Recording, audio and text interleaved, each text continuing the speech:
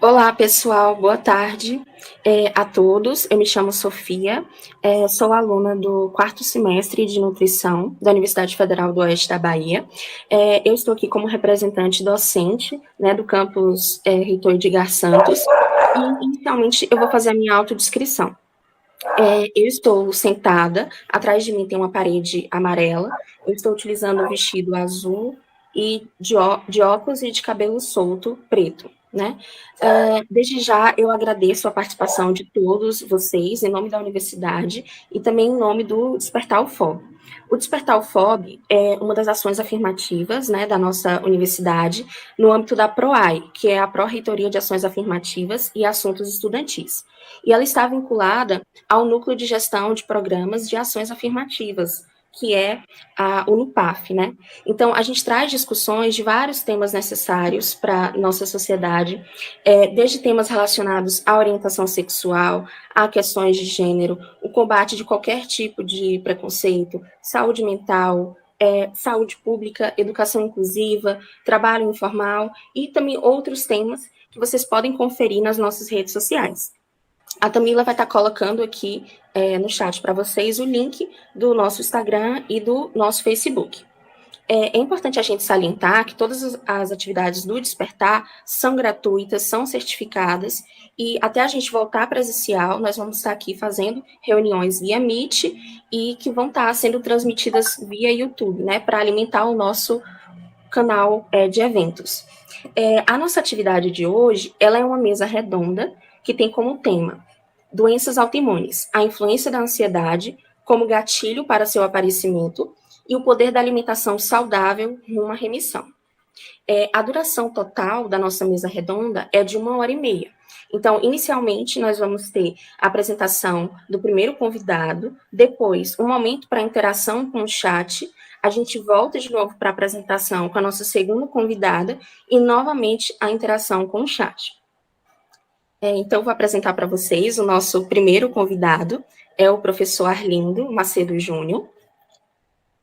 Ele é graduado em biomedicina pela UESC, tem mestrado e doutorado em imunologia e parasitologia aplicadas pela UFU. Atualmente é docente da UFOB na disciplina de imunologia básica e clínica, e também docente do corpo permanente no programa de pós-graduação e propriedade intelectual e transferência de tecnologia para a inovação, também da UFOB. Bem-vindo, Arlindo, muito obrigado por ter aceito o nosso convite. Você pode ficar à vontade para iniciar a sua apresentação e eu peço para você inicialmente fazer sua autodescrição. Boa tarde, pessoal. Obrigado, Sofia, pela apresentação. Obrigado à organização da Mesa Redonda pelo convite. Iniciando com minha autodescrição, sou um homem branco, cabelo solto nos ombros e estou usando uma camisa rosa. Estou sentado e atrás de mim tem uma parede branca.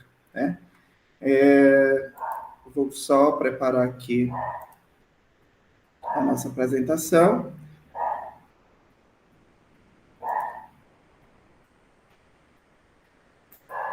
Como a Sofia falou, hoje nós vamos falar um pouco sobre doenças autoimunes, a influência da ansiedade como gatilho para o seu aparecimento e o poder da alimentação saudável rumo à remissão. Nós vamos ter 2 momentos. Nesse primeiro momento, eu vou falar um pouco mais sobre a influência da ansiedade e as suas relações com as doenças autoimunes. Quando nós falamos de ansiedade, a primeira coisa que vem à nossa mente é algo ruim, é algo que nos preocupa, que nos leva a alguma situação de desconforto. Mas o que nós sabemos hoje é que a ansiedade ela pode ter uma relação benéfica também para o nosso corpo, porque ela nos prepara para fazer um processo de ação para o enfrentamento das adversidades da vida. Então, uma ansiedade para uma prova, por exemplo, pode levar-nos a fazer com que nós venhamos estudar um pouco mais, e isso pode trazer um benefício no melhor desempenho para essa atividade. Então, apesar de que nós pensamos que a ansiedade ela é algo prejudicial, ela também pode ser benéfica para o nosso corpo. A problemática é quando essa ansiedade ela começa a ser de forma exagerada e ela começa a afetar a nossa atividade do dia a dia, né? As nossas horas de sono, a nossa alimentação. Então, tudo isso começa a poder trazer ações prejudiciais à nossa mente e ao nosso corpo somático também. Então, quando a gente fala em ansiedade, né, nós pensamos, a ansiedade ela é responsável pelo desenvolvimento de doenças autoimunes, ou as pessoas que passam por um processo de doença autoimune, elas desenvolvem alguns transtornos de ansiedade, né? Qual é a nossa relação? É a ansiedade que influencia no aparecimento de doenças autoimunes, ou as pessoas que têm doenças autoimunes acabam sofrendo com alguns transtornos de ansiedade? Então, essa é uma pergunta que instiga, né, diferentes pesquisadores no nosso dia a dia, e que antes da gente fazer essa conclusão, eu gostaria de falar um pouco mais sobre essas relações da imunologia com o nosso corpo e desenvolvimento de doenças, para a gente entender realmente o que está relacionado entre essas duas ações de ansiedade e doença autoimune. Para a gente começar a falar sobre isso, começar a entender, nós precisamos perceber que o nosso corpo ele é composto por diferentes sistemas, né? Nós temos o sistema neurológico, que atua com um processo de informações e pensamentos e transmissão de impulsos para o nosso corpo. Nós temos o sistema imune, que você vai ter células, vai ter proteínas, que vai fazer o processo de vigilância imunológica e defesa do nosso corpo, né? Nós temos também o sistema endócrino, com a presença de hormônios e neuropeptídeos que acaba funcionando para a organização de diferentes ações do nosso corpo. Só que, apesar desses sistemas eles serem apresentados de forma separadas, eles não agem de forma separada. Hoje nós sabemos que existe um eixo no nosso corpo que nós chamamos de eixo neuroimunoendócrino, onde nós percebemos que todos esses sistemas acabam um influenciando no outro e trazendo um processo de regulação entre si para levar um mecanismo de homeostasia no nosso corpo, né? Então, indiretamente e diretamente, vários desses componentes podem agir um ao outro, trazendo processos de homeostasia ou de adoecimento no nosso corpo. Só que não é tão simples assim, né? Além de todas essas questões, nós temos outras questões, como, por exemplo, o ambiente, que pode também influenciar nesses sistemas e tem uma relação diretamente com o processo de saúde e doença. Então, nós temos a alimentação, os hábitos do dia a dia, a hora de sono, se você faz exercício físico ou não, né? O próprio contato com patógenos, tudo isso pode influenciar no nosso corpo. Além disso, nós temos a nossa própria microbiota, que são aqueles micro-organismos comensais do nosso corpo, que acabam também influenciando, né, em como o nosso corpo se comporta nesse processo de saúde e doença. Então, hoje, para nós entendermos como funciona o processo de adoecimento ou de saúde no nosso corpo, nós temos que entender como acontece essa relação entre todos esses aspectos que estão sendo apresentados por aqui.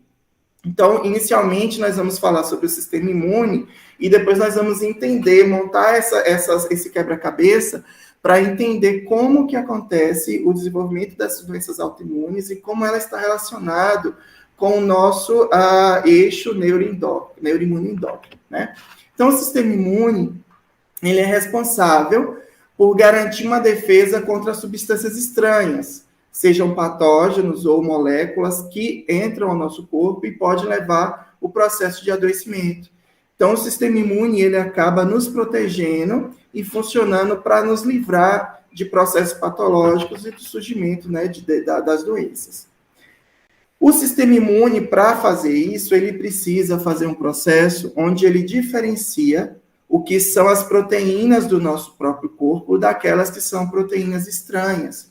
Então, o sistema imune, ele tem que fazer um papel onde ele consegue diferenciar quais são as nossas proteínas, quais são as nossas células, daquilo que é completamente estranho, que a gente chama de não próprio, ou de substâncias que são estranhas ao nosso corpo. Entre elas podem ser desde um patógeno, uma bactéria, um vírus, como moléculas, né, como toxinas, proteínas estranhas, qualquer substância que possa entrar no nosso corpo e que deva ser reconhecido pelo sistema imune como substância estranha. Nesse processo, o sistema imune ele acaba desenvolvendo um processo de tolerância às nossas próprias proteínas. Então, ele, ao ver a nossa proteína no corpo, ele não gera uma resposta imunológica. E ao encontrar essas substâncias estranhas, ele vai desenvolver um processo de resposta imune com proteínas, anticorpos, células, para fazer o processo de proteção do nosso corpo. Só que nós sabemos que nem sempre tudo isso é perfeito. E, às vezes, o sistema imune ele acaba gerando uma resposta imunológica contra as proteínas do nosso próprio corpo. Quando isso acontece, nós dizemos que aconteceu uma resposta autoimune, ou seja, o sistema imune está combatendo as nossas próprias proteínas, nossas próprias substâncias. Quando isso acontece, existe o potencial patológico para o desenvolvimento de doenças autoimunes. E hoje nós conhecemos várias doenças, né, que acometem uma grande proporção da nossa população, como lúpus, artrite reumatoide, várias anemias hemolíticas autoimune, a doença celíaca, a diabetes autoimune, que são processos patológicos que acontecem por essa quebra da tolerância, né? Mas como então o sistema imune ele vai conseguir diferenciar essas substâncias estranhas das substâncias próprias do nosso corpo? Tudo isso acontece no momento de formação dessas células. Então, essas células do sistema imune, quando elas são formadas, né, as células troncos que possuem o DNA que nós recebemos do nosso pai e da nossa mãe no momento da fecundação, eles vão sofrer um processo de junção para formar as nossas células troncos, e essas células tronco elas vão sofrer um processo de recombinação genética, né? Uma recombinação das sequências de genes para formar os nossos linfócitos maduros. Esses linfócitos, que podem ser o linfócito B ou o linfócito T, eles possuem receptores na sua membrana, né, como o linfócito B, que possui os anticorpos como receptores, e os linfócitos T, que possuem outras moléculas como receptores de membrana, que vai fazer o papel de reconhecer essas substâncias estranhas e gerar uma resposta imunológica. Então, basicamente, essas células no momento de ontogenia, sendo que o linfócito B faz esse processo de ontogenia na medula óssea, e o linfócito T faz esse processo de ontogenia no timo, né, que é um outro órgão linfóide que nós possuímos, eles vão sofrer o processo de recombinação desses genes que nós herdamos dos nossos pais, para fazer a junção da porção mais externa da nossa molécula do receptor, que vai ser responsável pelo reconhecimento de substâncias estranhas. Então, tudo isso acontece por cortes nas nossas moléculas de DNA e adição de novas nucleotídeos de forma aleatória, que vai fazer com que possa formar diferentes formações de proteínas que vão conseguir reconhecer milhões de substâncias estranhas que possam entrar no nosso corpo, tá? Esse processo de ontogenia, ele tem que acontecer e formar linfócitos que produzam receptores que reconheçam substâncias estranhas, mas eles não podem reconhecer substâncias do nosso próprio corpo porque eles vão gerar uma doença autoimune. Como que isso acontece, então? Acontece pelo fato de que você vai fazer esse processo de recombinação desses genes e vai formar diferentes linfócitos. No momento em que esses linfócitos estão sendo formados, ou na medula óssea para o linfócito B, ou no timo para o linfócito T, eles vão interagindo com diferentes proteínas do nosso próprio corpo. E aí, os linfócitos que reconhecem proteínas do nosso próprio corpo, nesse momento de formação dessas células, eles vão ser induzidos a sofrer um processo de apoptose, ou seja, elas vão ser induzidas à morte. Por que isso acontece? A gente diz que nesse momento acontece um processo de seleção negativa, ou seja, está induzindo a morte daqueles linfócitos que têm potencialidade de reconhecer as proteínas do nosso próprio corpo, né? Para evitar uma doença autoimune. Aquelas células que não reconhecem as proteínas do nosso próprio corpo, que estão sendo representadas aqui pelos linfócitos amarelo e marrom, eles vão sofrer o que a gente chama de seleção positiva, ou seja, são linfócitos que produzem os seus receptores capazes de reconhecer proteínas estranhas e vão ser selecionados positivamente para se transformar em linfócitos maduros. Esses linfócitos, eles vão poder sair da medula óssea ou do timo, migrar para os tecidos e fazer a vigilância por todo o nosso corpo. Então, eles vão circular em todo o nosso corpo, fazendo o processo de vigilância para que, caso esses linfócitos encontrem patógenos ou substâncias patogênicas ou substâncias estranhas ao nosso corpo, para o qual eles conseguem reconhecer, eles sejam ativados, se multipliquem pelo processo de mitose e induzam uma resposta imunológica para combater e eliminar esse patógeno.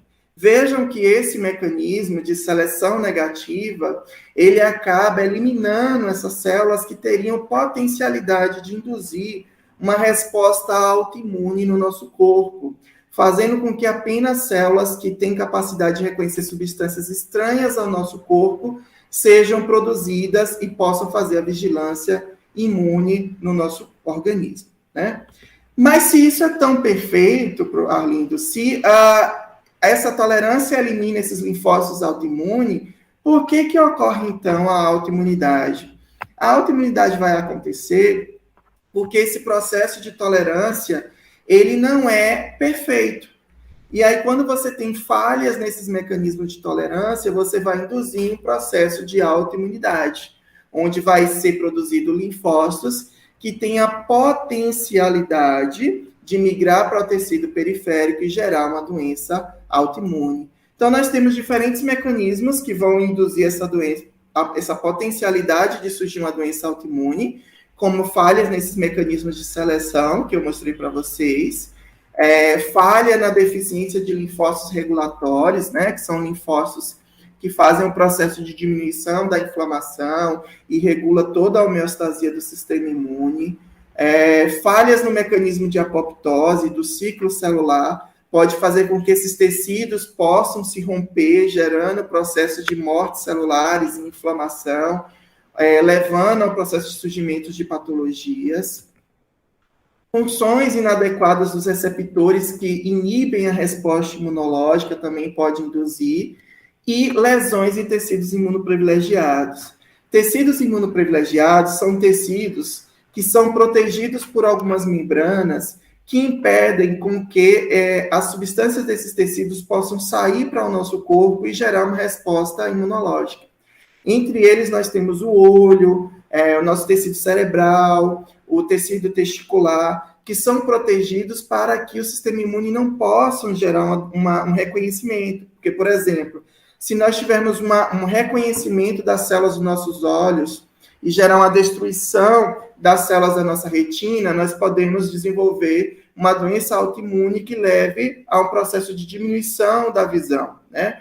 Então, o corpo, ele acaba protegendo. Quando você tem um rompimento pelo trauma, por exemplo, você levou uma pancada no olho, você levou, né, uma pancada no testículo, pode acontecer a liberação dessas substâncias e gerar uma doença autoimune, né? Por exemplo, no olho tem uma doença que a gente chama de oftalmia simpática, onde você gera uma inflamação para diminuir esses processos de visão, e uma inflamação no testículo pode levar até processos de produção de anticorpos anti-células testiculares, como anticorpos anti-espermatozoides, podendo levar também a um processo de infertilidade. Outros mecanismos que estão envolvidos são o próprio processo de predisposição genética, né? A descoberta da predisposição genética para o desenvolvimento de doenças autoimunes, ela aconteceu por observar que pessoas, gêmeos univitelinos, ou seja, gêmeos idênticos, eles tinham uma grande probabilidade de os dois desenvolverem uma mesma doença autoimune. Ou seja, se um tem uma doença autoimune, como, por exemplo, uma esclerose múltipla, o outro gêmeo ele tem uma maior probabilidade também de desenvolver essa doença autoimune. Vejam o que eu estou falando, que ele tem uma maior probabilidade. Eu não estou falando que ele vai também desenvolver uma doença autoimune. Por quê? Porque a predisposição genética, ela não é o único fator que leva ao processo de surgimento dessas doenças autoimunes, né? A gente viu que existe umas ações multifatoriais, como o sistema endócrino, o sistema neurológico, o meio ambiente, tudo isso também pode influenciar no surgimento dessas patologias. Então, hoje, o que os cientistas fazem é tentar descobrir quais são os genes que estão alterados nessas pessoas que desenvolvem alguma patologia autoimune, para fazer o acompanhamento da população e saber qual é o risco que a pessoa tem de desenvolver aquela patologia por possuir a presença daquele gene. Então, por exemplo, um gene da molécula de MHC, que a gente chama de DR2, as pessoas que têm esse alelo, né, gênico, ele possui 4,8 vezes risco relativo de desenvolvimento de uma esclerose múltipla do que aquela pessoa que não tem aquele HLA. Qual a importância da gente saber isso como pesquisador, como cientista, como profissionais da saúde? Porque essa informação ela pode ser utilizada para fazer o acompanhamento de famílias, onde a gente tem várias pessoas com desenvolvimento de doenças autoimunes, e a gente também pode utilizar esse conhecimento para fazer aconselhamento genético, né, de pessoas que buscam informação, que têm um receio de que seus filhos possam ter ou não essas patologias no futuro, né? Lembrando que o gene não garante que você desenvolva uma patologia autoimune, mas ele pode estar associado com maior risco ou não de desenvolvimento dessa patologia. Um outro processo que está envolvido ao surgimento e desenvolvimento dessas patologias está associada com as infecções ou as patologias infecciosas que nós temos. Então, aqui a gente tem um exemplo, né, de uma infecção por Streptococcus, que gera um quadro de faringite, aquela nossa famosa dor de garganta, né?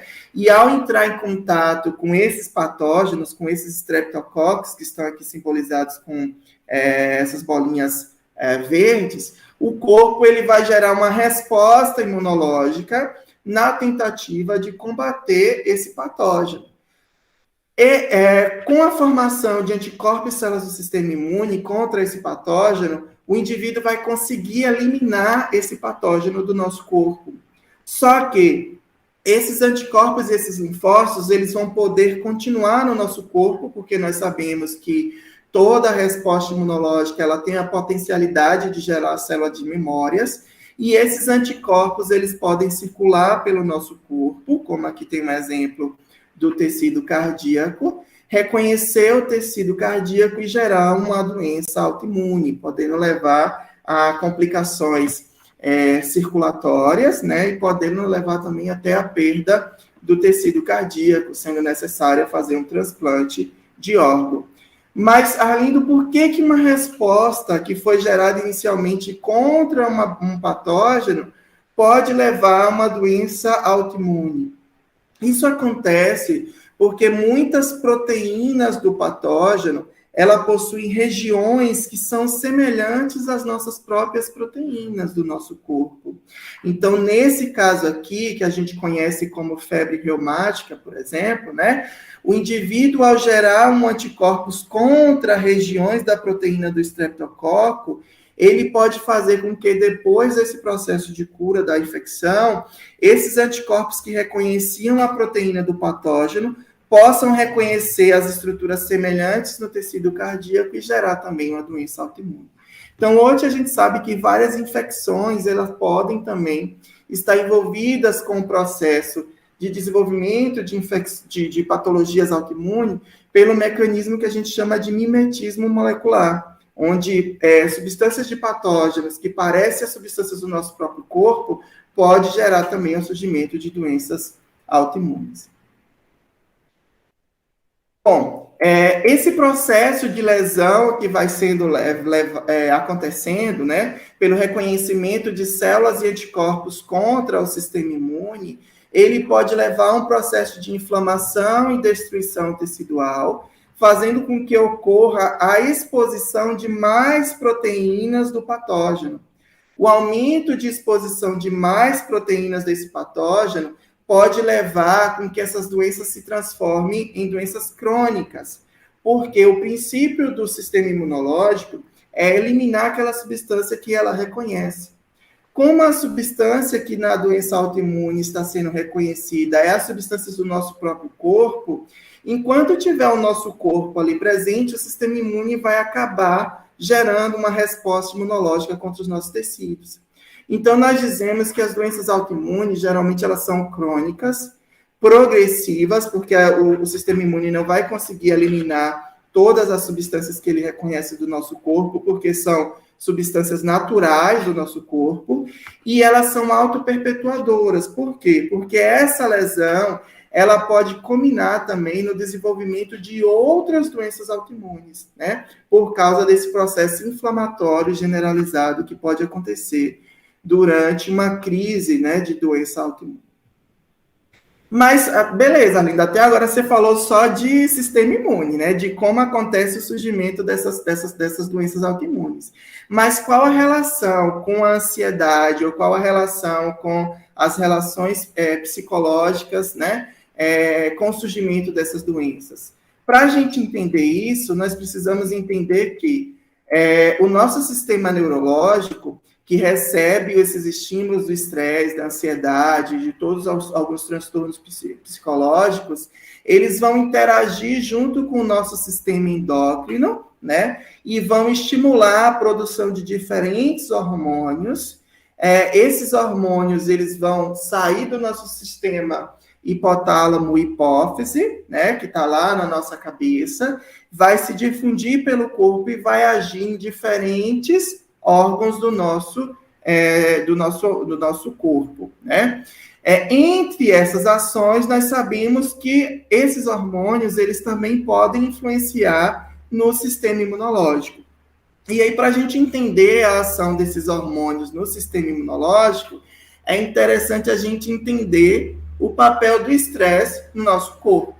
Então, quando nós entramos em contato, por exemplo, com uma substância ou com um agente estressor, nós temos duas reações: ou lutar para enfrentar esse agente estressor, ou fugir desse agente estressor, né? Nesse momento de luta e fuga, né, ou fuga, o seu corpo, o seu sistema neurológico, ele entende que tem ali um agente estressor, e ele induz uma sinalização para o seu sistema endócrino, produzir hormônios que vão interagir para você lutar ou fugir.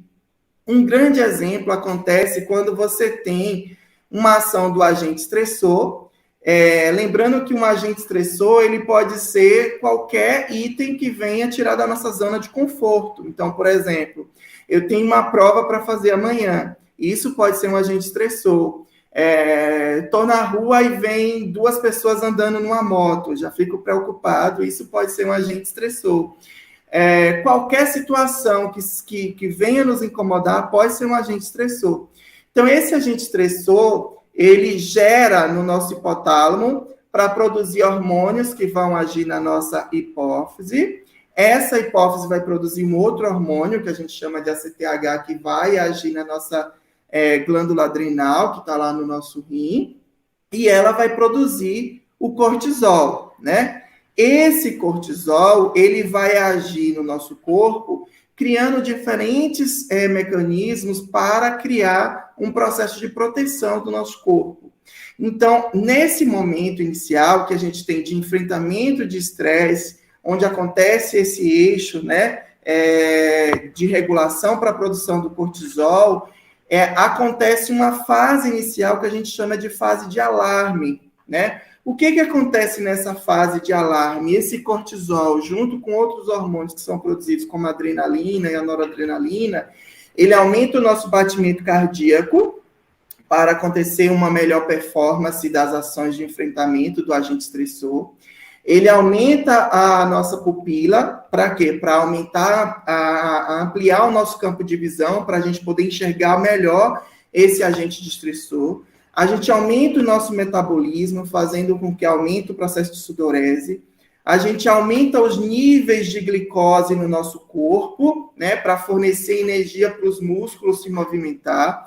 Nós aumentamos a circulação de hemácias no nosso corpo, para aumentar a oxigenação dos nossos tecidos e ter uma melhor ação de enfrentamento das nossas questões. E liberamos também linfócitos dos nossos órgãos linfóides para circular pelo nosso corpo, fazer a vigilância contra substâncias estranhas e também estimular o processo de cicatrização de possíveis feridas que a gente possa ter ao enfrentar esse agente estressor.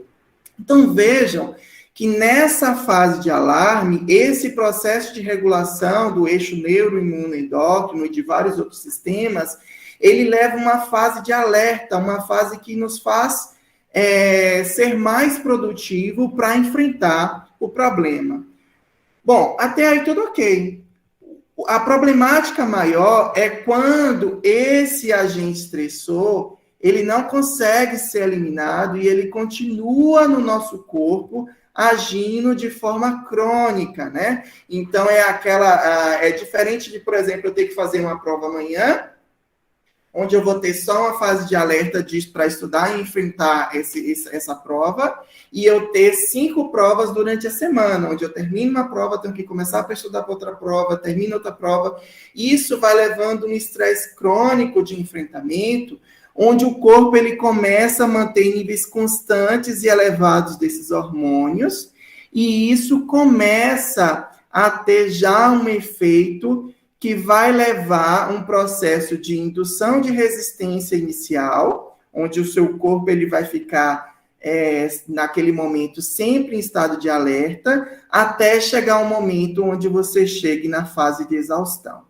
O que é a fase de exaustão ainda? A fase de exaustão é a fase que o cortisol e os outros hormônios já não conseguem te trazer mecanismos benéficos de alerta. Ele já começa a ter outros efeitos, né? Por mecanismos que são ainda desconhecidos. Sabe-se que o cortisol, por exemplo, nesse estresse crônico, ele age no sistema neurológico de forma contrária, né? Na fase de alarme, ele faz um processo de regulação da inflamação, já na fase crônica, ele faz um processo contrário, onde ele aumenta a expressão de citocinas inflamatórias, de espécies reativas do oxigênio, óxido nítrico, moléculas de adesão e recrutamento de células do sistema imune, fazendo com que aumente as lesões nesses tecidos, podendo levar a lesões neurológicas. Com o tempo, isso pode levar ao surgimento de hipertensão, depressão, ansiedade, problemas sexuais, né, com diminuição da libido, e podendo levar também ao colapso da resposta imunológica, deixando o indivíduo imunossuprimido a diferentes infecções. E aí nós já vimos anteriormente que várias infecções também estão associadas com o processo de desenvolvimento de lesão tecidual e de surgimento de doenças autoimunes também. Nesse estresse crônico, você também vai ter uma vulnerabilidade a outros agentes estressores. Por quê? Como o seu corpo está em exaustão, quando você precisar enfrentar novos agentes estressores, o seu corpo não vai conseguir fazer essa fase de alerta, e aí você não vai conseguir ter uma reação benéfica para esses novos agentes estressores, e isso vai fazendo com que crie cada vez mais problemas de saúde, né, para o seu corpo. Um exemplo que os pesquisadores já descobriram dessa associação do estresse crônico acontece, por exemplo, entre cuidadores de idosos, cuidadores de pessoas que têm Alzheimer, por exemplo, né? A gente sabe que muitos desses cuidadores, eles têm que ficar 100% dedicado a essas pessoas que são cuidadas, né? Porque elas precisam de um cuidado todo momento do seu dia, né? Porque nem sempre eles conseguem fazer as suas atividades, né? Associado com vários problemas que podem acontecer com essa alção, por exemplo, na pessoa que tem Alzheimer. Então, o que os cientistas descobriram? Que os cuidadores dessas pessoas, por estar em estado de alerta contínuo, né, levando aquele processo de estresse crônico, eles têm infecções recorrentes, né, é muito comum eles ficarem com infecções virais recorrentes, eles têm problemas de cicatrizações de feridas, né, porque a gente sabe que o sistema imune ele tem um papel importante nessa cicatrização de ferida. Então, quando você tem uma exaustão, você vai ter também problemas nesse processo de cicatrização. Uma outra coisa que foi observada é que esses cuidadores, por estresse crônico, quando eles sofrem o processo de vacinação, eles produzem menores níveis de anticorpos, deixando uma menor eficiência dessa resposta vacinal nesses indivíduos. Então, ou seja, o sistema neuroimunoendócrino ele está diretamente relacionado e vai depender da quantidade de estímulo que o sistema recebe e da forma como nós enfrentamos esses estímulos é que vai trazer uma melhor eficiência dessa resposta ou não para combater patógenos e trazer homeostasia ao nosso corpo, né? Um estudo associado com enfrentamento de diferentes ações estressoras mostrou que os nossos neurônios, ao entrar em contato com o estresse, ele avalia a ameaça e ele produz no nosso sistema neurológico a expressão de moléculas que vão causar uma inflamação leve, né, com recrutamento de células do sistema imune e uma produção de citocinas e quimiocinas, como, por exemplo, a citocina inflamatória e L1-beta, que vai trazer um estado de alerta para o nosso corpo, que é um estado que a gente diz de ansiedade. Lembra lá no início da nossa conversa, onde nós falamos que a ansiedade, ela é benéfica quando ela é pontual, porque ela aumenta a nossa capacidade de relacionar com agente estressor. Então, o que os pesquisadores observaram? Que quando você tem aqui aqui a gente tem um gráfico onde é apresentado uma performance de enfrentamento do agente estressor de acordo com o nível de ansiedade que a gente possui. Então, quando a gente tem uma ansiedade mínima, ou seja, um agente estressor que apareceu ali, nós vamos ter uma regulação desse eixo neuroimunoendócrino que vai aumentar o nosso estado de alerta para enfrentar o problema e resolver todas essas questões que estão surgindo. O que acontece é que se essa agente estressor, ele continua, se a gente não consegue se desligar, né, a gente não consegue resolver esse problema e gera uma ansiedade contínua, né, isso pode gerar um processo inflamatório maior, que vai chegar a certo ponto onde a nossa performance não consegue mais aumentar. E aí, ao invés da gente manter uma eficiência para resolver o problema, a gente começa a diminuir as nossas ações de enfrentamento. Então, você começa a ter adoecimento, você começa a ter infecções recorrentes, você começa a ter perda de peso, diferentes ações que vão prejudicar a sua performance de enfrentamento do problema.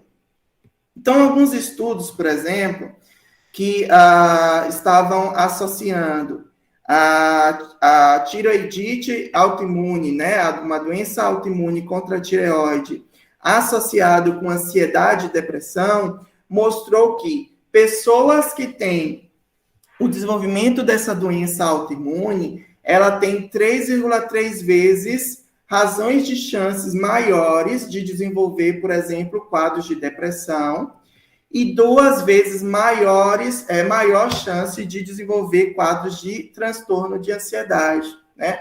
Então, vejam que aqui eles avaliaram já o contrário, né? O efeito da doença autoimune no desenvolvimento de problemas associados com a depressão e ansiedade. Qual a relação? A gente sabe que a pessoa que está desenvolvendo um processo patológico de enfrentamento a uma doença autoimune, ela vai passar também junto com outras questões sociais, familiares, né? Diferentes anseios que podem fazer com que ele saia de uma performance ótima de enfrentamento e comece a chegar a um grau de ansiedade alta, né? Trazendo ali vários problemas como depressão e ansiedade também.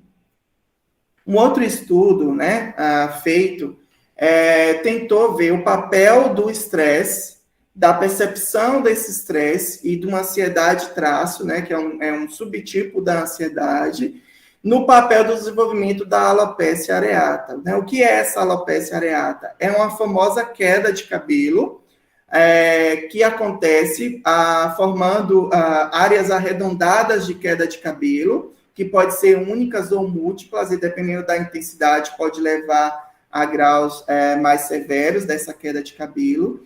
E isso acontece pelo surgimento do excesso da resposta imunológica contra essas regiões capilares, né? Então, o que esses pesquisadores observaram?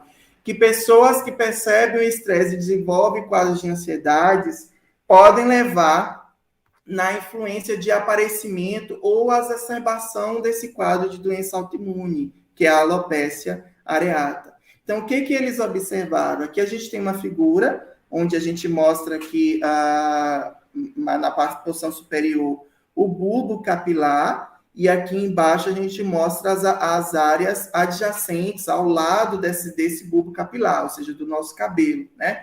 O que ele observou? Com o excesso de estresse e ansiedade, você começa nesse bulbo capilar a expressar moléculas que são marcadores de estresse celular, né? Que são proteínas que a gente estuda lá na imunologia, que são direcionadas à superfície da nossa célula para indicar que aquela célula, aquela região está passando por um estresse celular. Quando esse bulbo capilar ele apresenta a expressão dessas moléculas estressoras, linfócitos CD8, que são linfócitos citotóxicos, células NK e linfócitos CD4 são recrutadas para essa região e vão produzir diferentes mecanismos de indução de citocinas inflamatórias e outras moléculas que vão levar ao rompimento desse tecido do bulbo capilar, né? Fazendo com que ocorra a passagem da fase de crescimento do cabelo para a fase final, que é a fase de queda, né? E aí começa a surgir o processo que nós vimos anteriormente, que são as regiões, né, na nossa cabeça, que ocorre a visualização desse processo de alopécia, né, que é muito comum, associado com transtornos de ansiedade, tá? Então, isso mostra muito o papel do eixo neuroimunoendócrino, né, da percepção desse estresse, na ação da regulação do sistema imunológico e agindo para o desenvolvimento de diferentes processos patológicos no nosso organismo. Aí a gente volta àquela nossa primeira pergunta, né? É a ansiedade ou os transtornos de ansiedade que estão envolvidas no processo de desenvolvimento de doenças autoimunes, ou são a presença das doenças autoimunes que estão envolvidas no processo de aumento dos transtornos de ansiedade? O que nós sabemos hoje, a partir dos estudos, é que muito precisa ainda ser estudado para entender esse real relação desse eixo neuroimunoendócrino com as predisposições genéticas e o meio ambiente, para entender como que a ansiedade está envolvida com a doença autoimune e também como os processos inflamatórios da doença autoimune estão envolvidas no surgimento desses transtornos de ansiedade. Então, na verdade, a gente tem ambos mecanismos podendo acontecer, um aumentando a intensidade do outro, e isso gera uma maior problemática nas pessoas que têm transtorno de ansiedade e também tem, em conjunto, algum desenvolvimento de doença autoimune. Então, é muito comum, por exemplo, uma pessoa que tem psoríase, né, que é uma doença autoimune que acaba com o processo de lesão do tecido epitelial, principalmente na nossa face, né, e no couro cabeludo. É muito comum, quando ele tem um agente estressor contínuo, ele desenvolver o aparecimento do quadro clínico da psoríase, né? E isso leva também um processo de lesões na face que acaba levando ele a ter desconforto de interagir com a sociedade. E isso acaba também levando um aumento da ansiedade. Então, a gente tem tanto a ansiedade e a doença autoimune agindo em conjunto, né? E aí o entendimento pelos profissionais de saúde desse eixo neuroimunoendócrino e das interações com fármacos que possam levar ao enfrentamento dessa patologia, como também com diferentes ações do nosso dia a dia, né, que possam levar a uma quebra desse rompimento dos transtornos de ansiedade, tornam importante, né, para o enfrentamento desse eixo que é criado para o surgimento de novas doenças, né? Então, a gente acaba tendo uma relevância muito importante na ciência, no entendimento desse eixo, para propor novas ações de enfrentamento dessas doenças autoimunes e dos transtornos de ansiedade, como também na prevenção desses quadros e das relações entre si desses dois itens, né? Bom, vejam que é tudo muito complexo, né? É muito difícil a gente falar nesse pouco tempo sobre todas essas questões do eixo neuroimunoendócrino na associação com as doenças autoimunes, mas eu espero poder ter contribuído um pouco mais para o crescimento de vocês. E eu me coloco à disposição para perguntas, para dúvidas. Aqui nós temos o nosso contato, né? O meu contato por e-mail, e a nossa rede social, o nosso perfil, né, de rede social lá no Instagram, onde vocês podem estar enviando perguntas também, né, entrando em contato para tirar dúvidas, ou aquilo que foi falado muito rápido ou ficou confuso, eu me coloco à disposição para a gente ter uma outra conversa, né, e retirar essas dúvidas. No mais, também eu gostaria de agradecer o convite da equipe organizadora, e dizer que eu me encontro muito feliz de estar aqui para discutir esses temas que são tão importantes para o nosso dia a dia, tá? Muito obrigado. Obrigada, Arlindo, eu agradeço. Tem uma pergunta no chat, a gente vai aproveitar esses 10 minutos agora, depois da apresentação, para a gente ler as perguntas. A primeira pergunta é da Gabriele Silva. Ela pergunta se a ansiedade pode causar tontura. Pode também, dependendo, vai depender muito assim, ó. A ansiedade, quando a gente fala de ansiedade, né, a gente tem que lembrar que vai depender do grau de ansiedade que você possui, né? A ansiedade, ela é subdividida em diferentes tipos.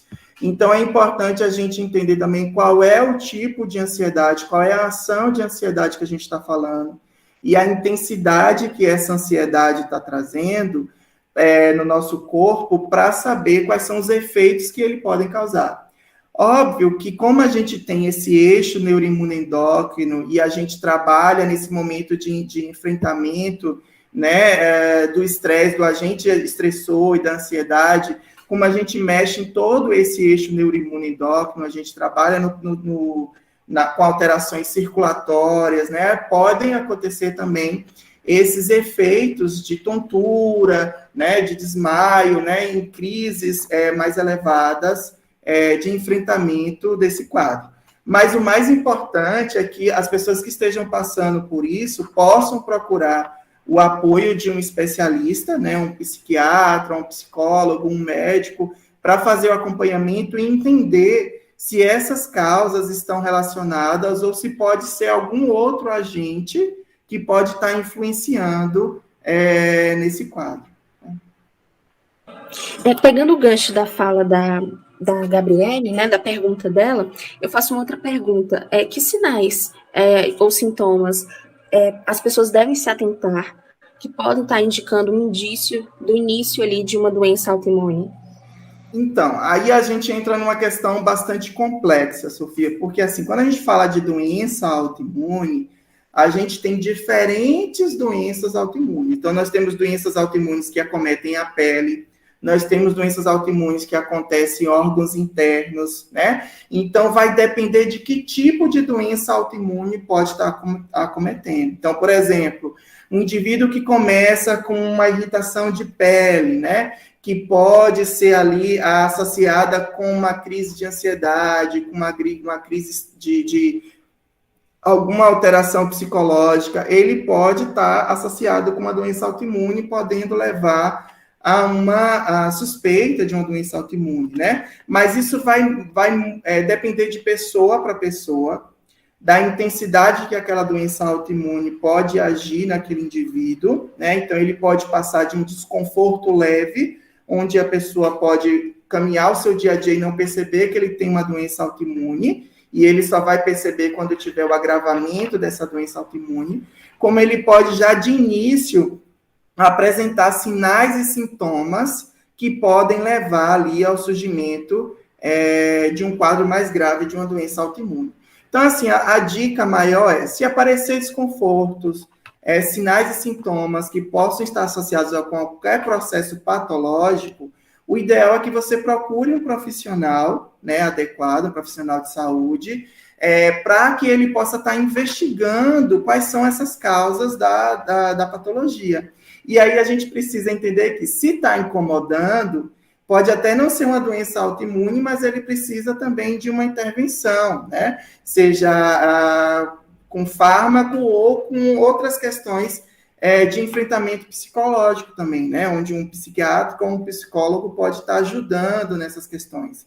Então, a dica é, se você tem uma suspeita de que está acontecendo alguma alteração patológica no seu corpo, você está percebendo que algo novo está acontecendo e está te incomodando, aí o ideal é que você procure um profissional de saúde para fazer um acompanhamento adequado.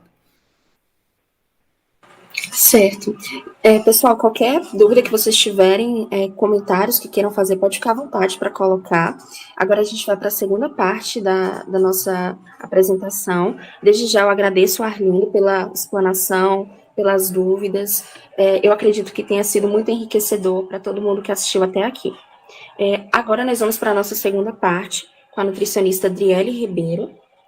Ela é nutricionista, graduada pela Univap, tem pós-graduação em nutrição clínica funcional, é pós-graduanda em fitoterapia funcional e atualmente realiza atendimento em consultório, tratando doenças autoimunes e também na parte de saúde da mulher e fertilidade.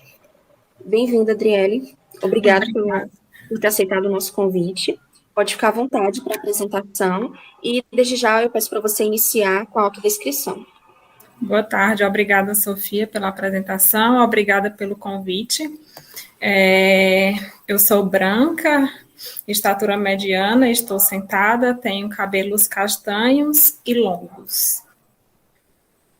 Vou compartilhar aqui com vocês o meu slide.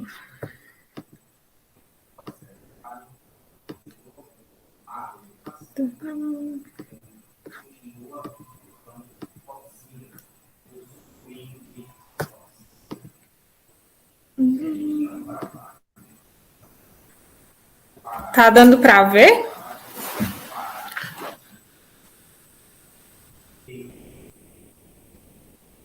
Sim. Tá bom? Bom, pessoal, hoje eu vim falar sobre a segunda parte, né, que é basicamente a respeito da relação da alimentação e nutrição com as doenças autoimunes.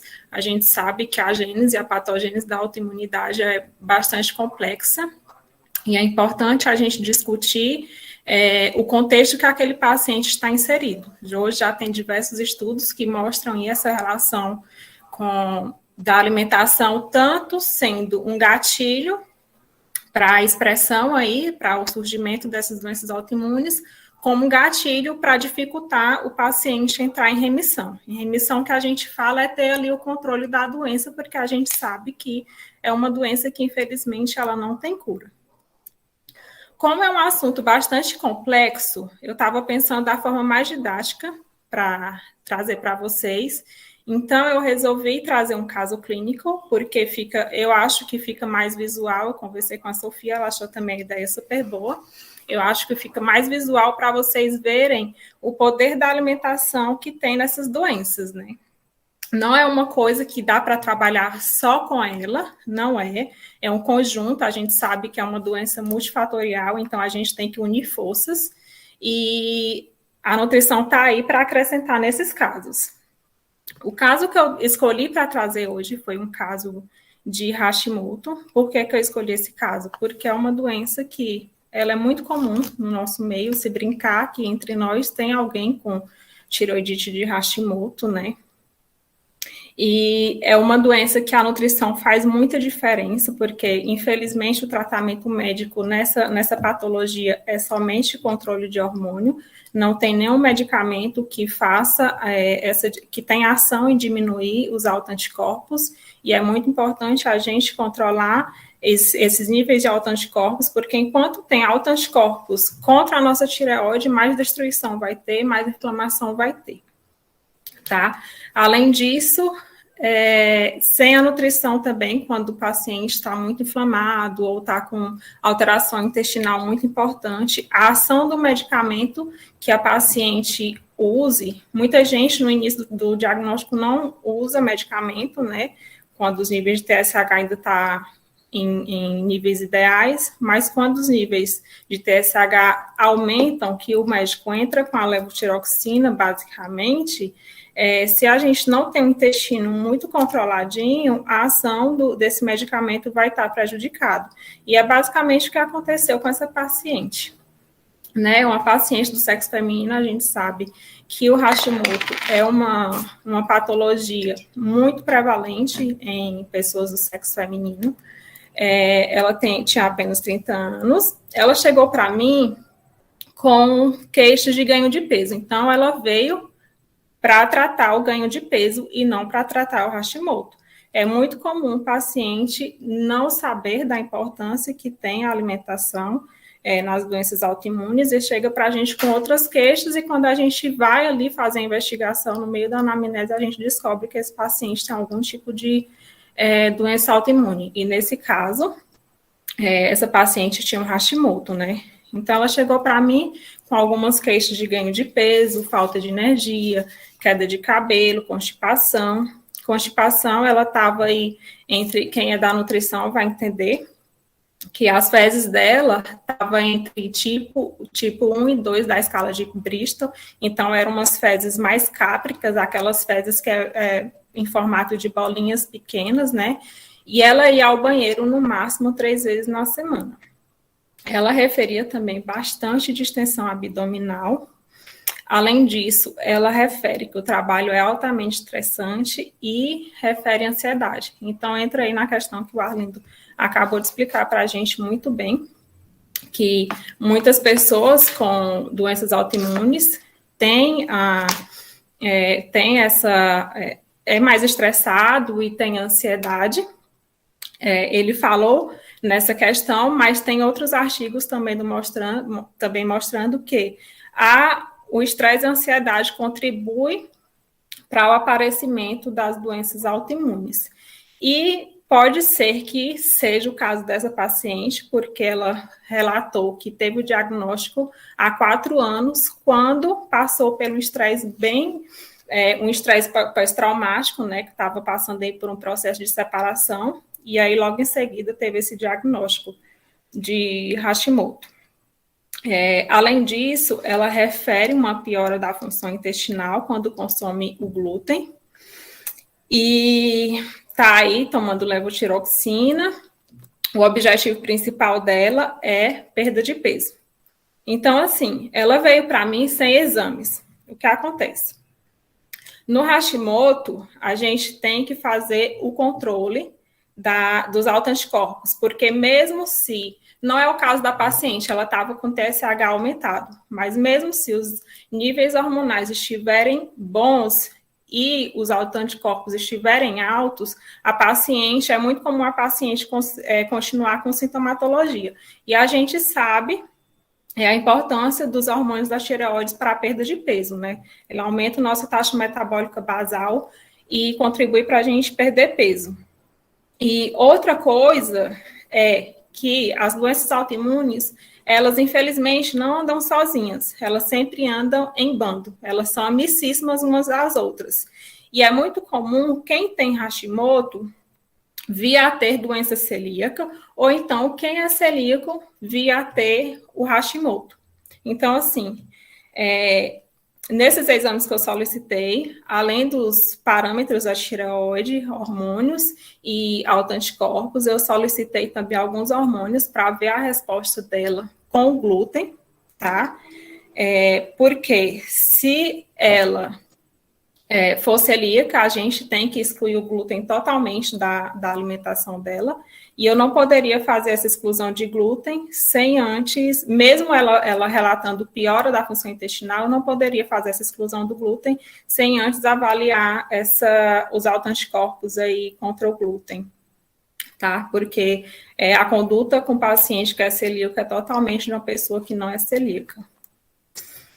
Então, a paciente, ela tem 61 quilos e 500, 1,58 m, IMC 24,6, tá? Vocês percebem que ela é eutrófica, mas apesar dela ser eutrófica, ela tem um percentual de gordura bem elevado.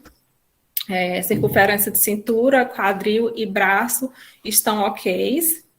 Nos exames, eu encurtei bem esse caso clínico, como a gente tem pouco tempo, então eu trouxe só os principais, tá? Os principais para o caso, mas na solicitação eu pedi mais coisas. Então, ela veio com a ferritina bem baixa, estava a ferritina de 15, o hemograma dela já estava alterado, indicando uma anemia ferropriva. A vitamina D dela estava em 20, selênio em 30, antitransglutaminase em 5,6, estava acima do valor de referência, estava alto. O anti-TPO dela estava 244, também acima do valor de referência, tá? Alumínio, bem elevado também, 15. Zinco, 67. Gama-GT, 30. Essa gama-GT, ela tem relação muito direta com o nosso sistema antioxidante, tá? E aí essa paciente veio com HLA-DQ2, que é a genética para a doença celíaca, ela veio positiva, e o antigliadina também veio positivo. Então, antes de qualquer coisa, eu enviei ela para o médico, fiz encaminhamento, porque o padrão ouro para diagnóstico de doença celíaca é a biópsia intestinal. Então, eu encaminhei para o gastro solicitou, a biópsia ela fez, também veio positiva. Tá? Então, é uma paciente que, além do Hashimoto, é celíaca também. No recordatório alimentar dela, ela tem uma alimentação super pobre nutricionalmente, tá? Baixa em fibras, em compostos bioativos, vitaminas e minerais.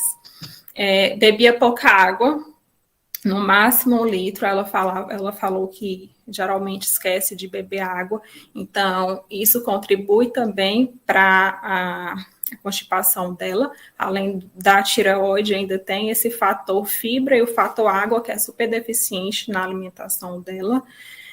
Basicamente, o café da manhã dela, ela faz no trabalho, então é pão francês, um café adoçado com sucralose.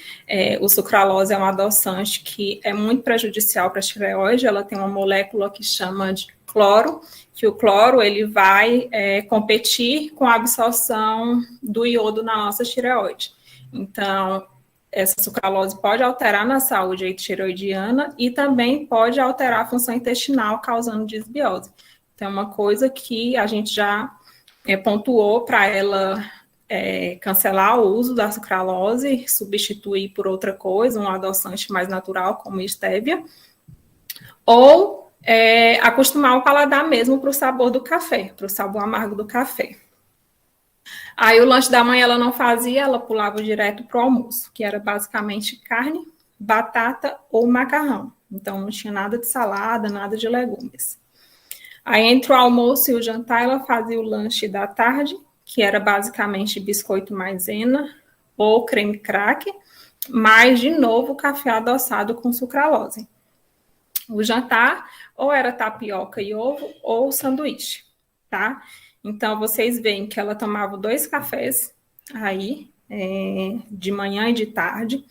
Além da sucralose, é importante citar também que a cafeína pode interferir no funcionamento da tireoide. Então, quando está com a tireoide, esse sistema de tireoide muito desregulado, é interessante também a gente diminuir o consumo ou cessar, até controlar. Depois de controlar, a gente volta a reintroduzir.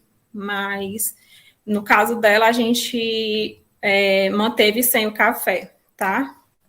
Aos finais de semana, mudava, que sempre rolava uma cervejinha, uma pizza, um sanduíche, tá? Na minha anamnese, principalmente quando é paciente com Hashimoto, eu sempre pergunto pelo uso de alimentos orgânicos, se a paciente tem o hábito de consumir alimentos orgânicos, ou se ela tem o hábito de armazenar muita coisa em plástico, ou então tomar água em garrafinha de plástico.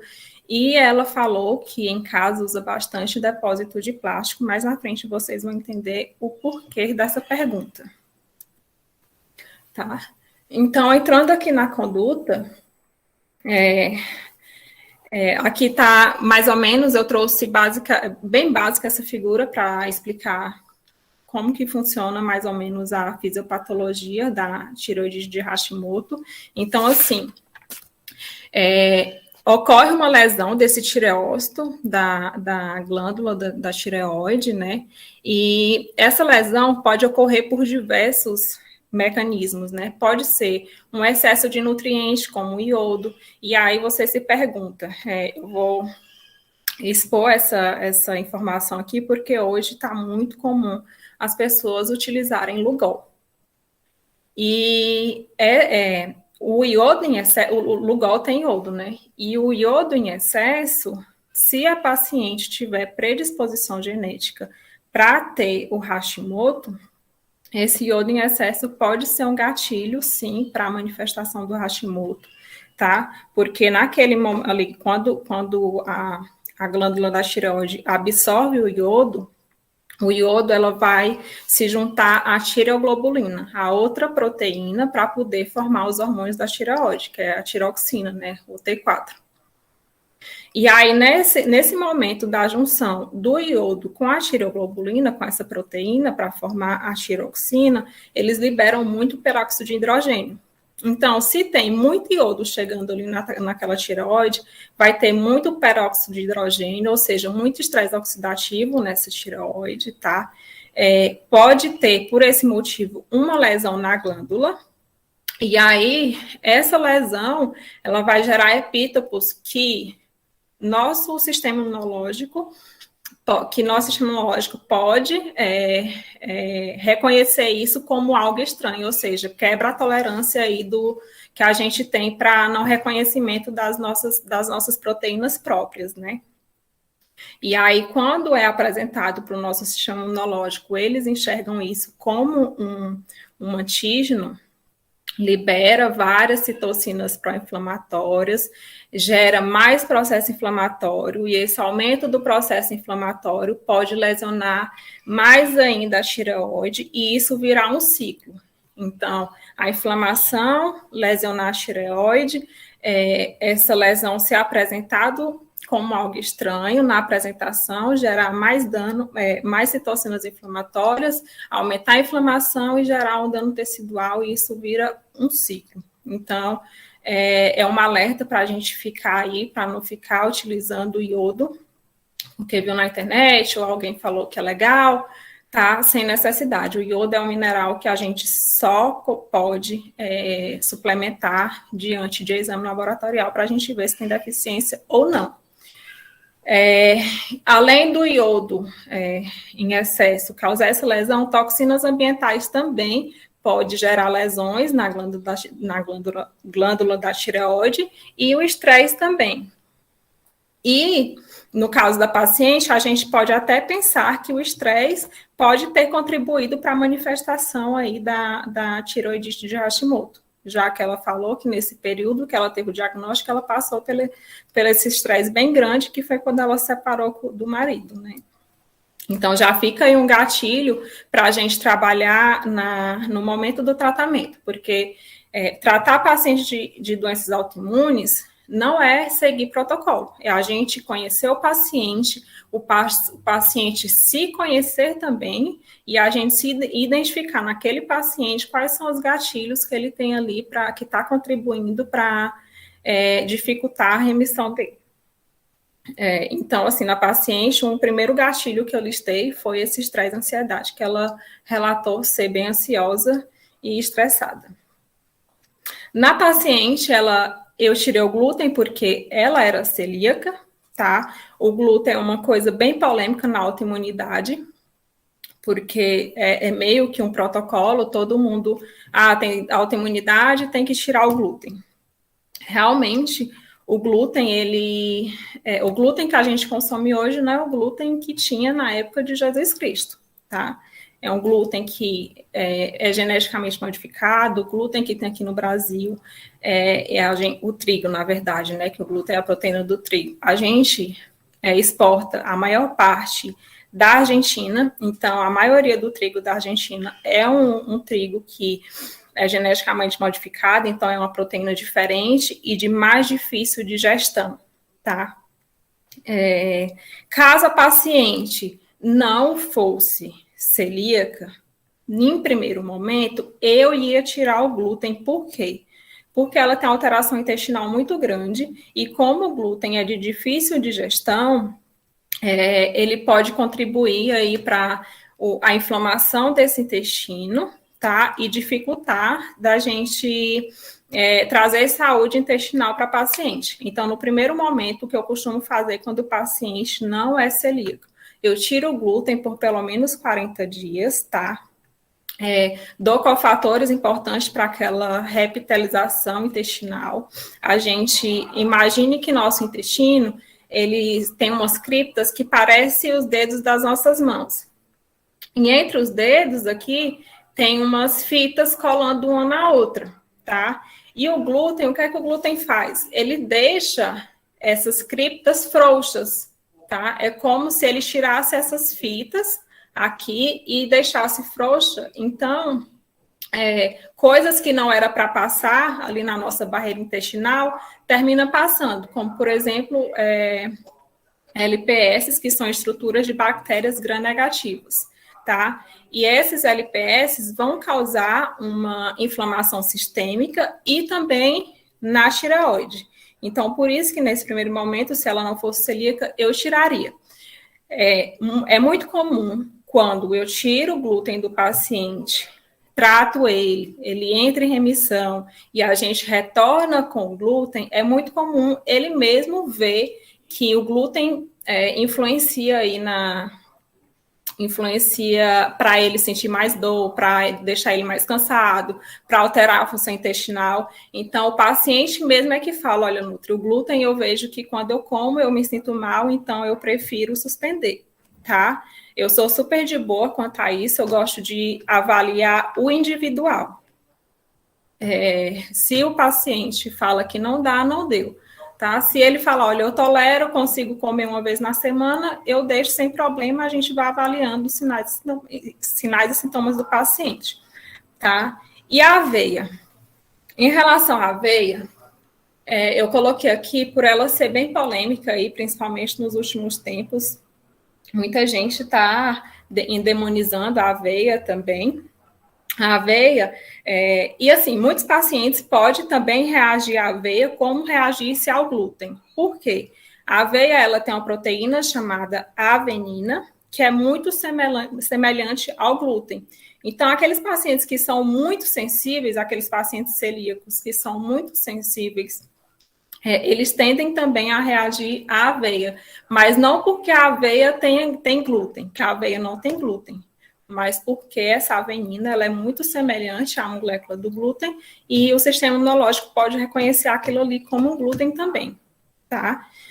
Então, de início, eu tirei também a aveia dela por conta disso, que ela relatava também reagir à aveia, tá? Mas só por isso. Naqueles pacientes que não relatam, eu deixo a aveia, porque a aveia é uma excelente fonte de fibra, né, de beta-glucana, que traz muita saúde intestinal. É importante a gente falar também das toxinas ambientais. Como eu falei para vocês, a paciente ela não tem o hábito de consumir alimentos orgânicos e a gente sabe que os alimentos que a gente compra aí convencionais têm um alto teor de agrotóxicos, infelizmente, tá? E além dos alimentos não orgânicos, ela também armazenava muitos alimentos em plásticos, em vasilhas de plásticos, E a gente sabe que estas toxinas ambientais, elas podem gerar uma alteração nesse eixo da tireoide, tanto em nível de hipotálamo, tá? Quanto na histologia da glândula da tireoide, causando uma destruição ali daquelas glândulas, daquela glândula, tá?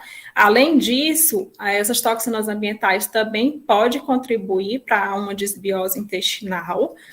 E é interessante que eu tinha até colocado um artigo para vocês e terminei tirando, que esse artigo ele mostrava que os surgimentos das doenças autoimunes, elas foram proporcional ao uso de alimentos industrializados.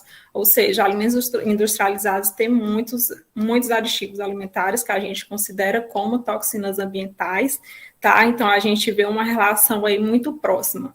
Então, é uma coisa também que a gente colocou em conduta para ela preferir alimentos orgânicos. Então, tudo que ela encontrar para comprar em orgânico, ela compra.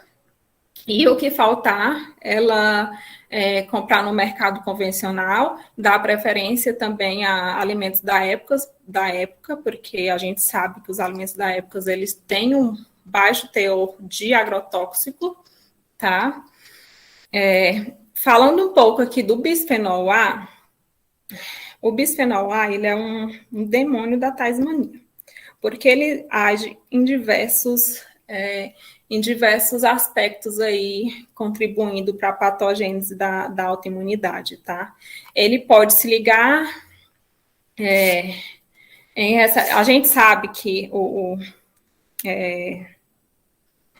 as doenças autoimunes, elas estão muito relacionadas ao fator hormonal também. Por isso que é mais comum algumas doenças terem em mulher do que em homem. Como, por exemplo, o Hashimoto. O Hashimoto está muito ligado aí com o hormônio estrogênio, tá? Infelizmente. Por isso que ela é mais comum em mulher do que em homens, tá? E esse bisfenol, ele tem o efeito símile ao estrogênio. Então, o efeito, ele se liga lá no receptor de estrogênio, tendo uma ação, a mesma ação ou mais potente, tá? Então, o efeito é igual ou maior ao hormônio estrogênio. Então, o bisfenol A, que a gente encontra em plásticos, em Tupperware, eu vou usar, eu já vejo que tem vários Tupperwares BPA free. Não confie, porque existe outros tipos de BPAs que ainda estão sendo estudados, tá? Mas que a gente sabe que está tendo o mesmo efeito do bisfenol A. Então, não adianta comprar bisfenol A free, porque pode ter bisfenol F, bisfenol S, tá?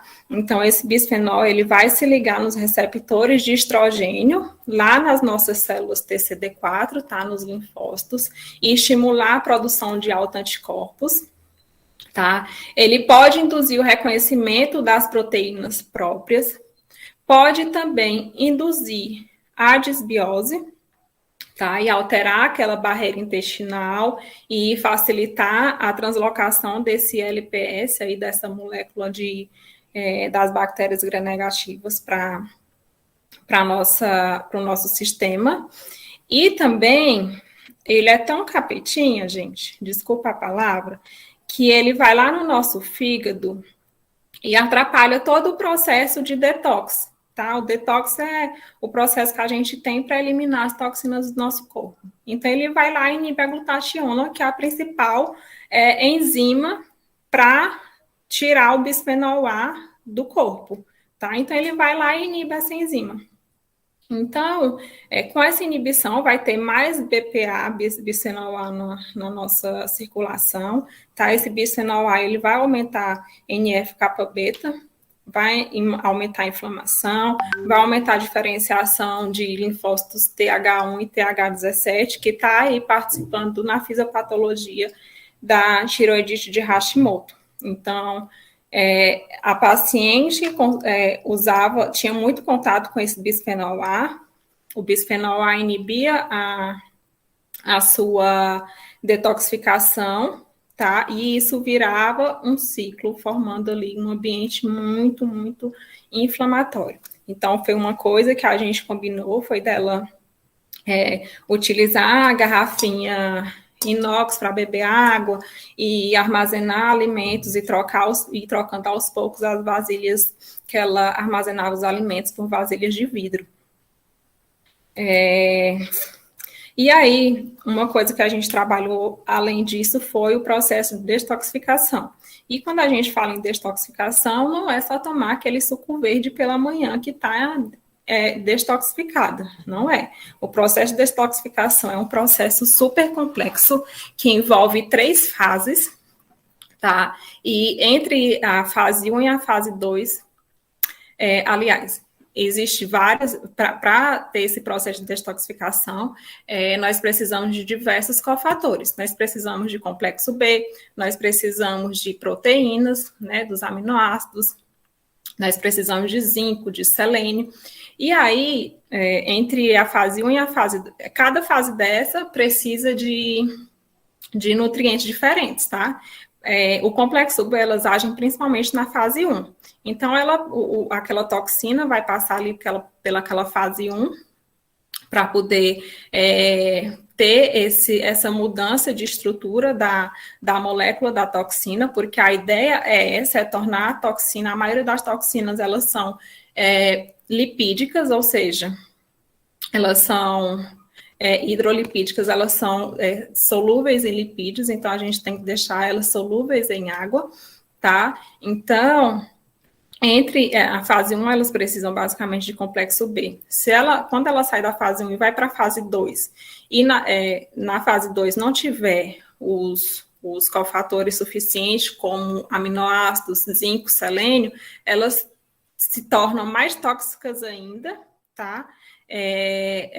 E muito reativas, causando mais inflamação ainda para o corpo dela. Então, é importante a gente dar cofatores de todas as fases para não transformar essa toxina em outra mais reativa ainda. Então, o primeiro passo é ela não intoxicar, né? É a gente tirar essas toxinas da vida dela. Outra coisa também que é importante eu lembrar é que ela estava com alumínio alto. Então, o alumínio alto ela está muito relacionada ao uso de desodorante. Desodorante aumenta muito. E o alumínio também pode influenciar para essa lesão de tireoide. Então, a gente tirou o desodorante, a gente evitou fazer alimentos, cozinhar em panelas de alumínio. A gente tirou o bisfenol e evitou comer alimentos convencionais, preferiu os orgânicos, tá? A gente aumentou o aporte proteico, aumentou brássicas, e aqui fica aquela dúvida, né, se as brássicas que eu falo são brócolis, couve, que muita gente pensa que ela é bociogênica, mas já tem estudos mostrando que ela só se torna bociogênica se a gente conseguir comer 1 quilo por dia. A gente não vai comer 1 quilo de couve por dia. Então, não tem por que a gente evitar nesse caso, tá? E dei também complexo B para ela, zinco e selênio, que estava alterado. Vocês lembram que estava alterado lá nos exames dela? E em relação à detoxificação, foi basicamente isso.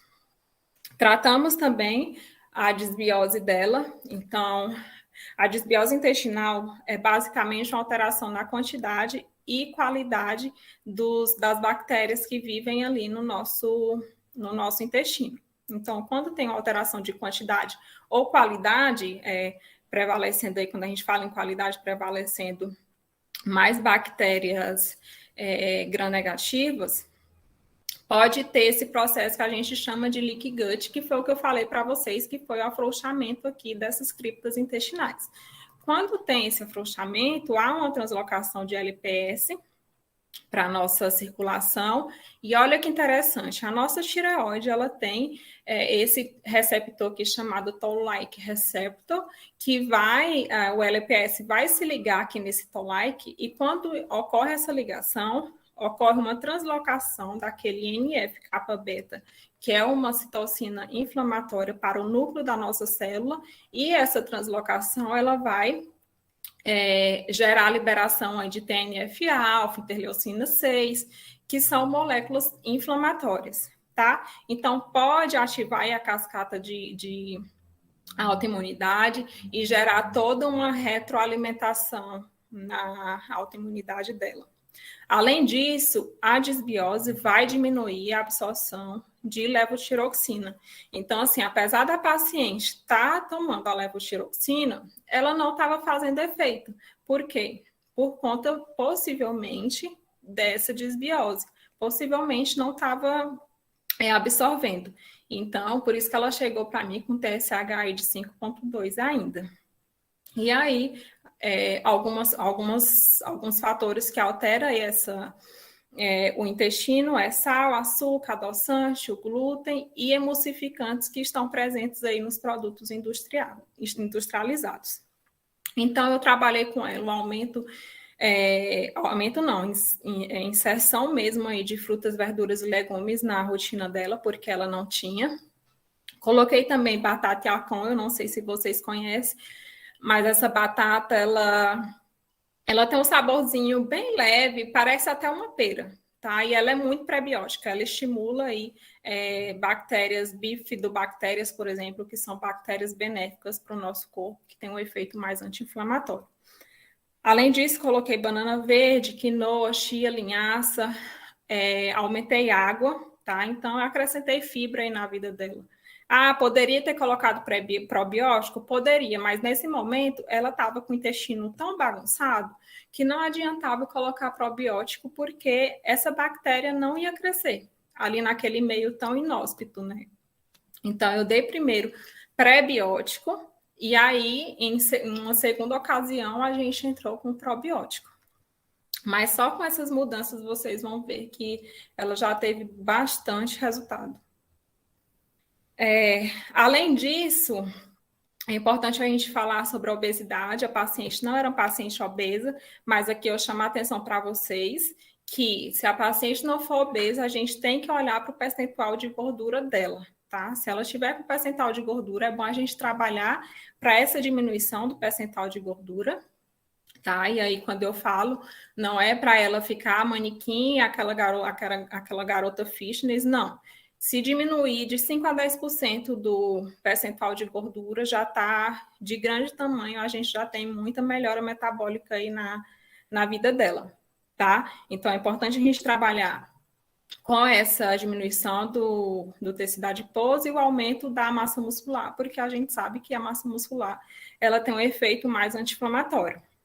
Então, o tecido adiposo, ele faz essa mudança no padrão de células, infelizmente, do sistema imunológico, gerando mais células inflamatórias, tá? Além disso, diminui a autotolerância, porque ela diminui Treg, que são os linfócitos reguladores, que causam a tolerância aí. Sem falar que o tecido adiposo é um dos maiores produtores de leptina.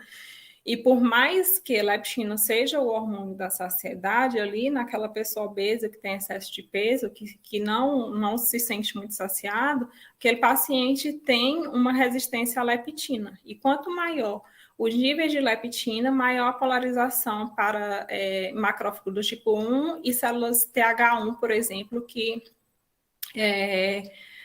tem um perfil mais inflamatório. Além de aumentar essa polarização dessas células, ainda aumenta a sobrevivência delas, tá? Então, ela age duplamente aí nesse quesito, a leptina.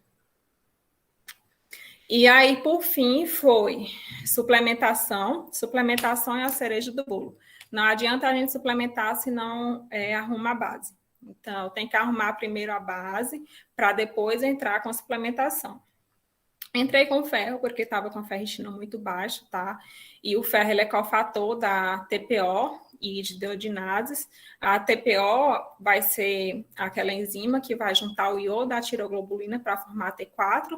E essas deodinases, elas são as enzimas que transformam T4 em T3, que é o hormônio ativo. Além disso, coloquei também selênio, porque estava baixo, e o selênio é cofator da glutationa, que é aquela enzima que o bisfenol A inibe, que é muito importante para o processo de detoxificação. Então, coloquei selênio, porque é cofator da glutationa, e também, na nossa tireoide, tem muita glutationa. Além de ter no fígado, tem na tireoide.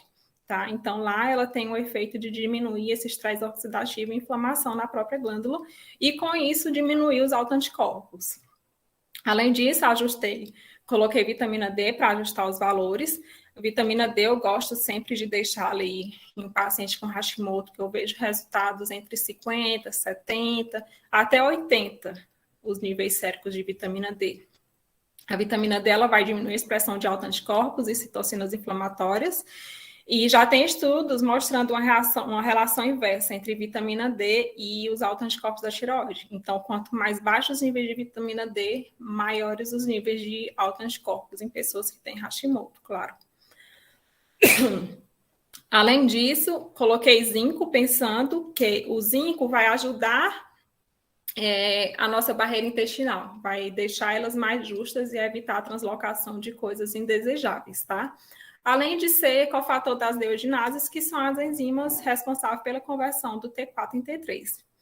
Coloquei também o ômega 3, porque o ômega 3 vai diminuir a LPS, que são as partes das bactérias gram-negativas, e também, por ser anti-inflamatório, vai ajudar aí na diminuição do TSH.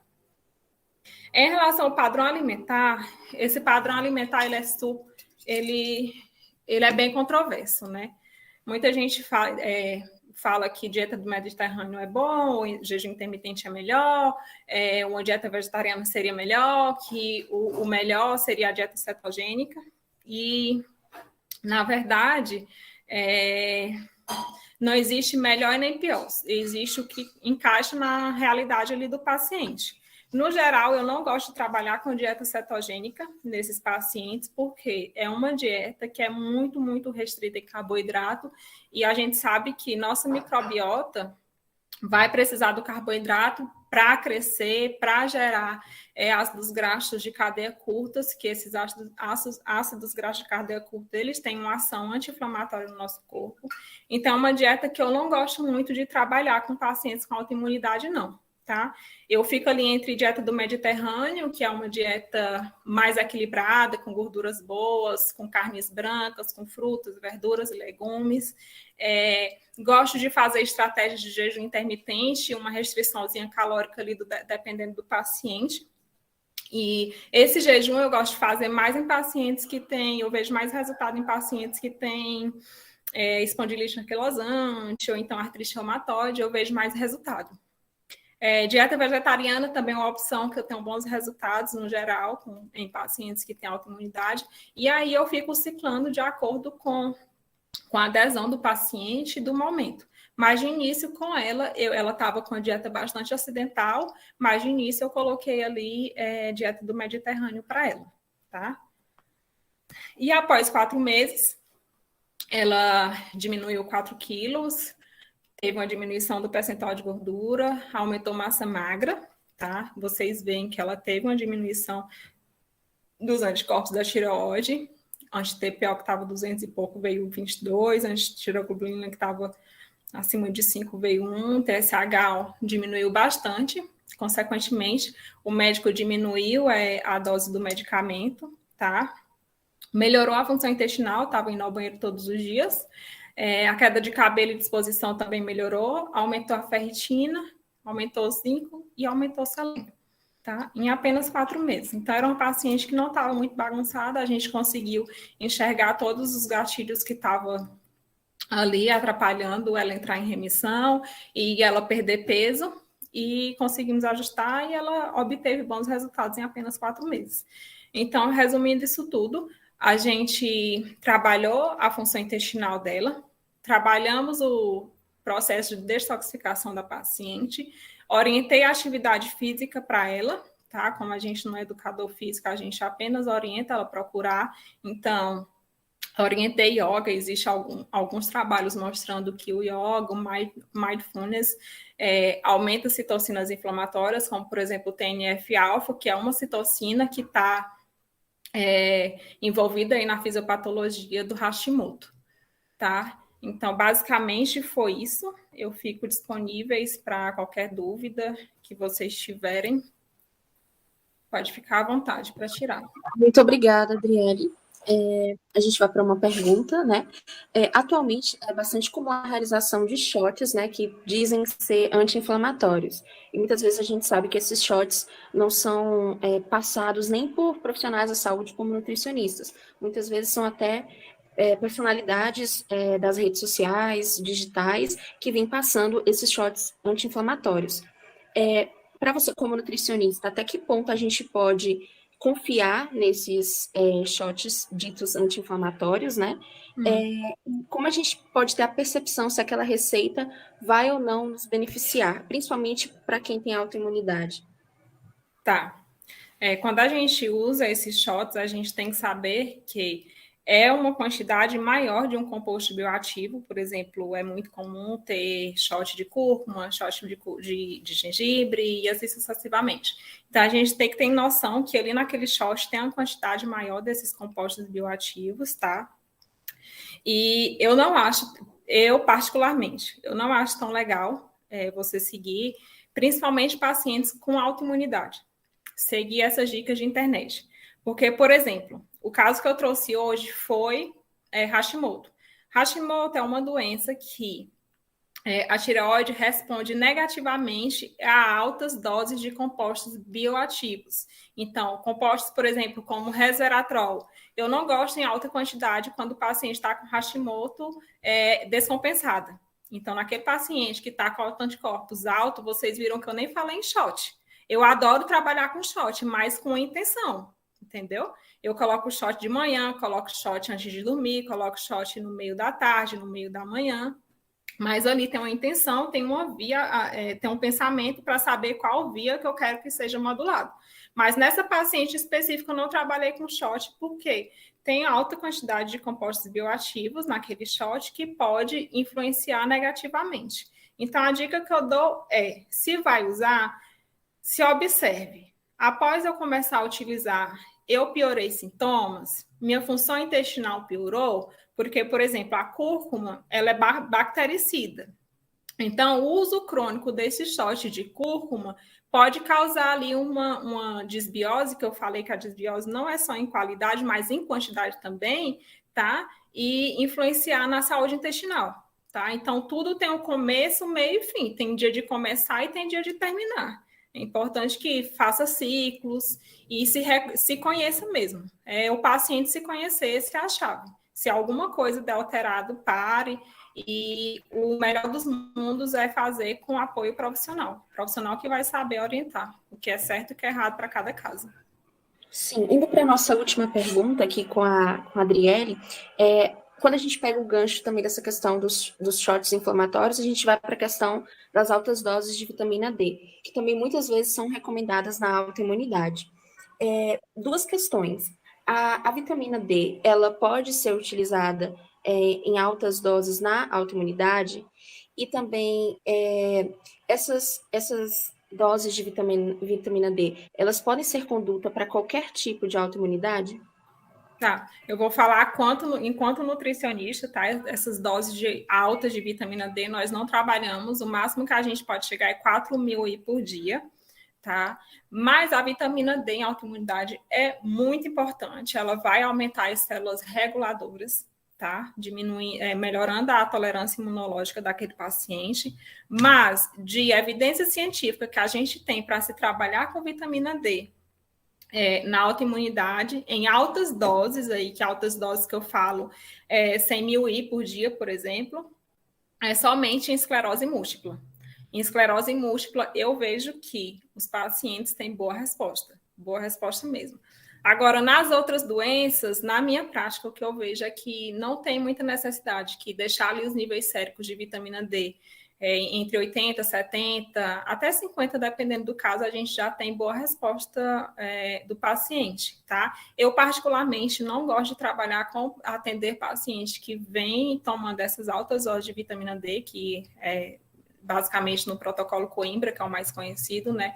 Porque o paciente fica com a dieta muito restrita por conta do cálcio. A gente sabe que a vitamina D aumenta a absorção de cálcio e aí tem um risco de calcificar tecidos moles como a artéria, né?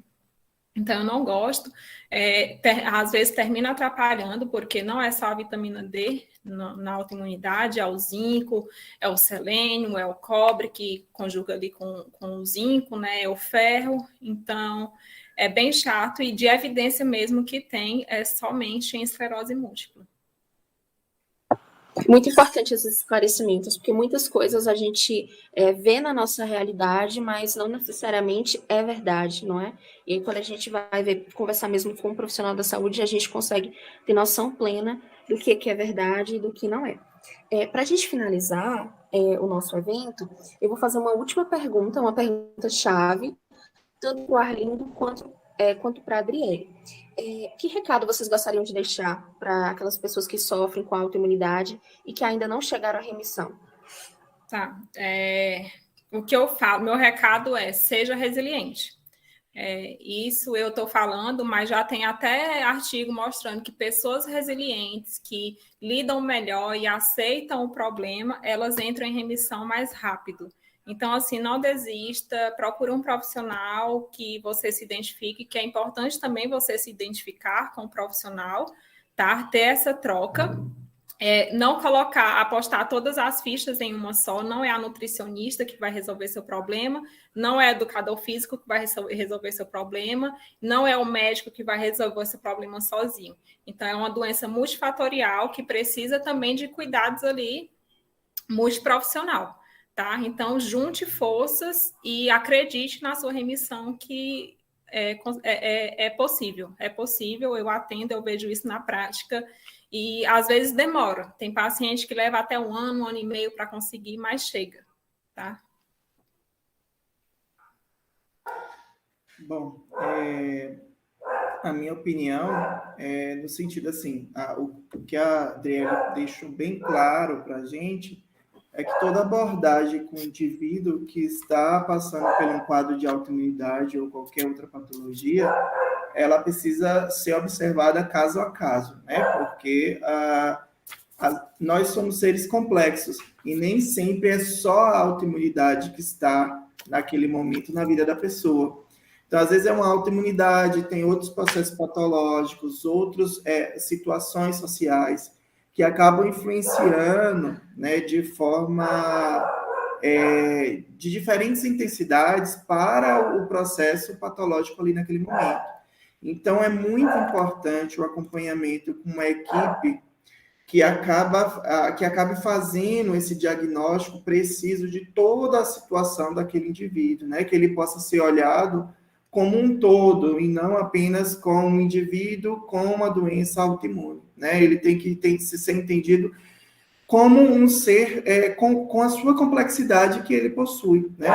E aí a segunda questão que eu acho muito importante é que essas pessoas precisam ter o cuidado com essas informações que a gente acaba visualizando, como você, Sofia e a Adriele trouxe, que são as informações da internet, né? Por muito tempo, as pessoas tentam encontrar um medicamento ou alimento que consegue solucionar todo o problema.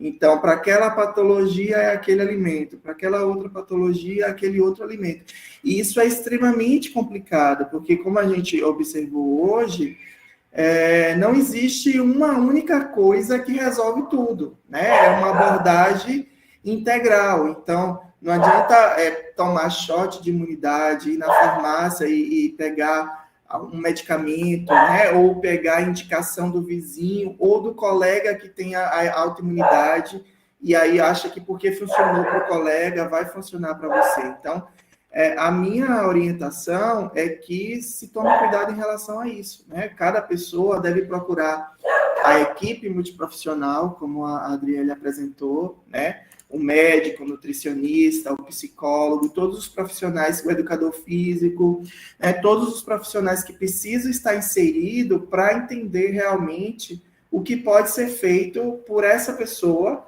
para que ela possa chegar da melhor forma possível à remissão de todos os processos patológicos que ela possui. Né? E pegando um gancho aí do Arlindo, que eu esqueci de citar, é que as mesmas patologias em pessoas diferentes pode manifestar sintomas diferentes. Então, eu tenho Hashimoto, a Sofia tem Hashimoto, a Arlindo também. eu posso apresentar um sintoma que nenhum dos dois apresenta, entendeu? Então, é individual mesmo, é individualizar o tratamento e não colocar protocolo de Hashimoto para todo mundo, não. Não existe isso. É entender o paciente e não existe outra pessoa melhor do que o paciente para se entender. Na minha prática, o que eu vejo os pacientes e conseguem identificar os gatilhos e eles mesmos observam, olha, quando eu tomo café, eu sinto piora da dor, quando eu durmo mal, eu sinto piora da dor. Então, é isso, colocar o paciente também aí nesse campo de batalha para conseguir se conhecer, que os resultados são bem melhores. Sim. Então, pessoal, nós chegamos no limite do nosso horário. Eu quero agradecer a participação de todos aqui presentes, principalmente do Arlindo, da Adriele, e fiquem à vontade para realizar suas considerações finais. O pessoal que está assistindo, não se esqueçam de assinar a lista de frequência. E é isso, pessoal. Muito obrigada. Espero que tenha sido muito enriquecedor para todo mundo, que a partir desse evento vocês consigam refletir mais sobre a importância das doenças autoimunes.